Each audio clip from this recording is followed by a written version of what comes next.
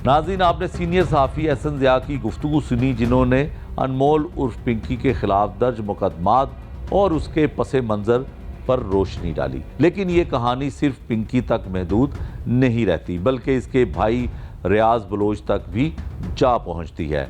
जब लाहौर में रियाज बलोच के खिलाफ मुकदमा दर्ज हुआ तो सवाल ये उठा कि ये मुकदमा बेबुनियाद था या फिर हस्बे रवायत पुलिस की तफ्तीश कमज़ोर रही। हमने इस सवाल का जवाब जानने के लिए उन वकला को तलाश किया जो रियाज बलोच की जानिब से अदालत में पेश हुए।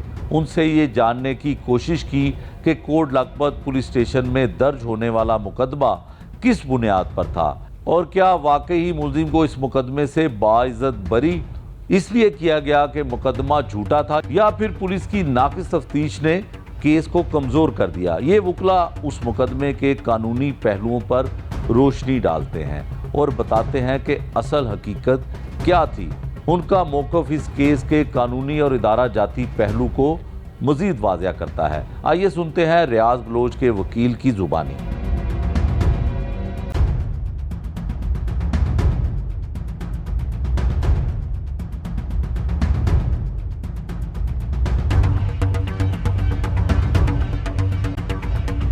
उसमें जो इसका भाई है रियाज बलोच, उस पर 1600 कुछ ग्राम चस डाली जाती है। वो केस हमारे पास आता है क्योंकि हमारा जो चैम्बर राना अरफान ला चैम्बर लाहौर का सबसे बड़ा चैम्बर है, जो कि सारा केस ही मनशियात के डील करते हैं। तो वो हमारे पास आते हैं, हम लोग इनका सारा केस हैंडल करते हैं। तो जो वीक प्रोसिक्यूशन की वजह से उसमें वो बाइज्जत बरी हो जाता है। उसमें ना तो जो आईओ था तफ्तीशी, उसने अनमोल और पिंकी को ना तो उसमें नामजद किया, ना खाना नंबर 2 में किया, ना ही उसको चालान मुरतब करके किसी को भेजा। प्रॉपर ट्रायल चलता है। सैयद इमरान नकवी साहब थे उस वक्त जज साहब ASA, उनके पास चलता है प्रॉपर केस। इसमें वो बाइज्जत बरी हो जाते हैं क्योंकि शहादत बहुत ही वीक थी, ना काफ़ी सबूतों की वजह से वो उसमें बाइज्जत बरी होती है। कमज़ोरियाँ इसमें जो मनशा के केसेस होते हैं ना, उसमें सबसे बड़ी एक चीज़ होती है चेन ऑफ सेफ कस्टडी। इस चेन को ब्रेक नहीं होना चाहिए और उसमें वो चेन भी ब्रेक हो जाती है। इसके अलावा जो हमारे जो प्रोसिक्यूशन यानी कि पुलिस वाले हैं, वो सारी एक स्टीरियोटाइप एक स्टोरी सी बना लेते हैं, जिसे हम कहते हैं कि एक ये यूनिवर्सल ट्रुथ है, जिसमें नीले रंग का शॉपर है, बामदाद मराइयाँ, मुखबिर खास ने तरा दी, वो सारा कुछ करते हैं। अब जो FIR थी उसमें जितनी भी वो रेडिंग पार्टी के नाम लिखे गए थे, हमारे पास वो FIR एक नंबर होता है। हम जैसे उसकी अगली FIR निकलवाते हैं, थोड़ी देर बाद वही रेडिंग टीम कहीं और जगह पर मौजूद थी। कानून ये कहता है कि मौके पे जब आपने उसे पकड़ा है, उसमें अब वहाँ पे आपने उसके फ़र्द मकबूजगी बनानी है, पार्सल तैयार करने हैं, इस्तगासा तैयार करना है। वो सारा कुछ तैयार करने के बाद थाने में जाएगा, FIR दर्ज होगी, IO को मार्क होगी, IO फिर आएगा। इतना फ्लॉ करते करते कम से कम 1.5-2 घंटे तो लग जाते हैं, लेकिन इसी दौरान वो रेडिंग पार्टी कहीं और होती है।